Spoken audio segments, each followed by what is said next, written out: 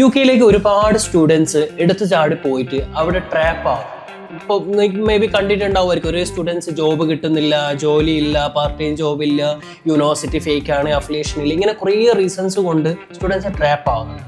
എന്തായിരിക്കും ഇതിൻ്റെ ഒരു മെയിൻ റീസൺസ്? എങ്ങനെയെങ്കിലും ഇത് എവിടെയെങ്കിലും എക്സ്പീരിയൻസ് ചെയ്തിട്ടുണ്ടായിരുന്നു? ഉണ്ട്.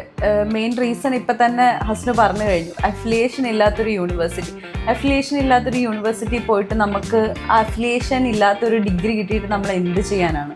ഒരു കാര്യമില്ല. അവർക്ക് ഡിഗ്രിയും ഇല്ല, അവരുടെ പൈസ എല്ലാം waste of money, waste of time. ഇതൊക്കെയാണ് അഫിലിയേഷൻ ഇല്ലാത്തൊരു യൂണിവേഴ്സിറ്റിയിൽ ചെന്ന് നമ്മൾ പെട്ടാലുള്ള നമ്മുടെ അവസ്ഥ. മാത്രമല്ല, ഇപ്പം നിങ്ങൾ സ്റ്റുഡൻസിന് കോഴ്സ് എടുത്ത് കൊടുക്കുന്ന ആൾക്കാരാണ്, അവർക്ക് വേണ്ടതെന്നൊക്കെ.